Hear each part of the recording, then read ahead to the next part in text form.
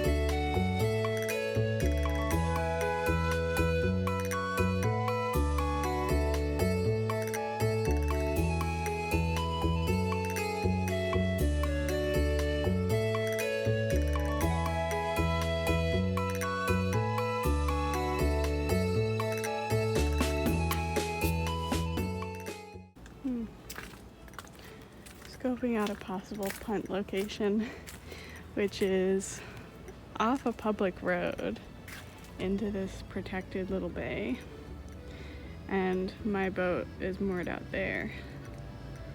I kind of feel like this would be a safer option than where it is right now, and like there's more of a de facto dock situation.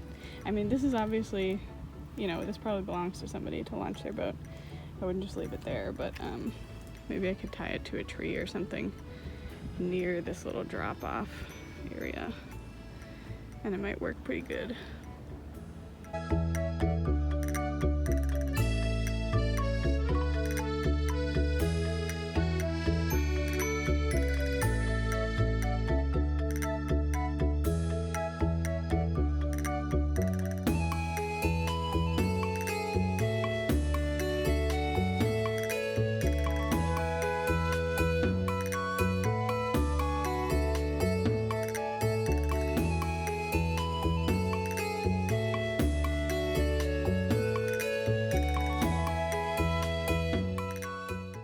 Cool.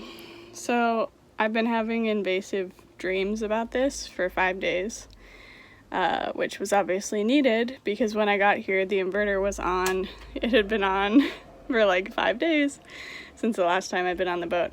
And I kept waking up having dreams about it, being like, did I turn it off or did I not? Anyway, I didn't. And I was worried about the batteries because I always leave them on all. And we have the bilge pump on. That's why I leave them on, so I can power the bilge pump in case something is up. Anyway, I was just picturing a reality where the batteries were completely drained, but luckily it's totally fine, and I still have a bunch of battery charge right there. I'm sure someone who's had a boat for a long time would be like, oh my god, calm down, like keeping an inverter on and a bilge pump on is not going to be a problem with one solar panel. But I just don't have a feel for it yet, so I was kind of freaked out about it. So I did spend a first night on the boat like 5 days ago, and I didn't end up sleeping in the V berth because what even happened? I put covers on the bed, but as I was putting them on, or shortly after they were on, there were little roaches in them. Like I saw at least 2 during the process of making the bed. So I kind of just noped out of there. And it was extremely hot when we were having the first night anyway, so I spent the night in the cockpit on one of the cushions there, and it was really great. Like I woke up quite a bit, but I think that was just because I was in an unfamiliar place. Like it was really comfy and cool enough up there. I really don't do roaches.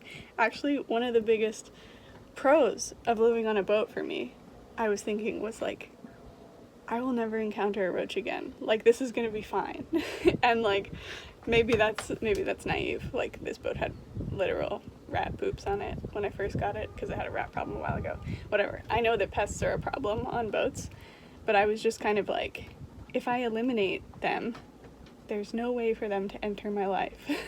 Whereas on land, that's always going to be a thing. Like, I see roaches every night when I drive up my driveway because they're just ubiquitous in Bermuda. Anyway, I got the advice to put roach baits down, which I'm doing, and I hope that that's just going to take care of the problem one time, and I'm not going to have to worry again about roaches. You know, knock on wood, fingers crossed, because, like, I love nature, but I really don't do roaches.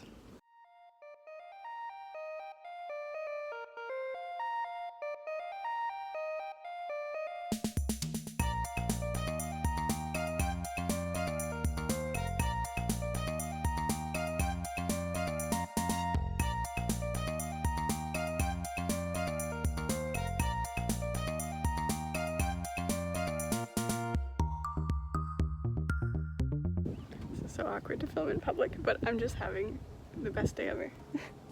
A triumph of a day.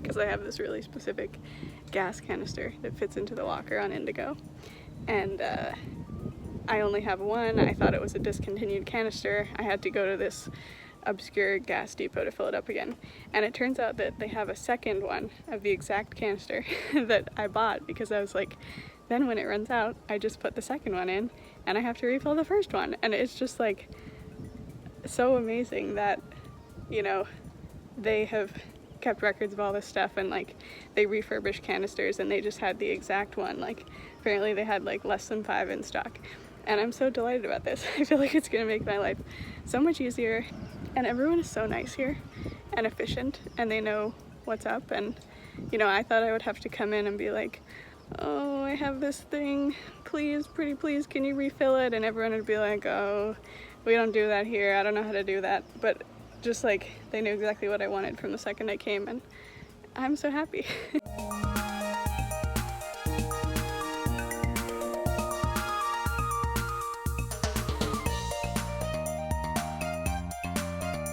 Here's what my stern locker looks like, and the second tank is really tucked in right there. And then this is the safety box for the first tank when it's hooked up. Just like that. Apparently each one of these is 21 liters, and it was about $50 to fill it up. So I wonder how long it's going to take me to use up one. You know, I hope it's like more than a week, because buying $50 of gas every week would be comparable to my current utility bill, and I want to avoid that.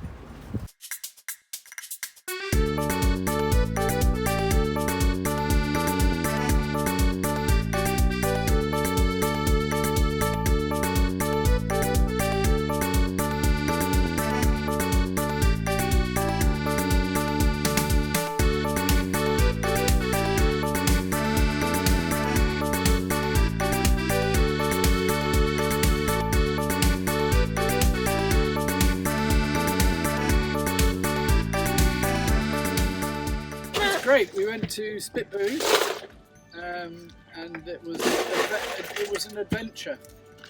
Right. We dodged other fishing boats. Missed the thunderstorm. Missed the thunderstorm. Yeah. Okay. Thunderstorm's still behind us. And through it all, the captain maintained her composure. Yes.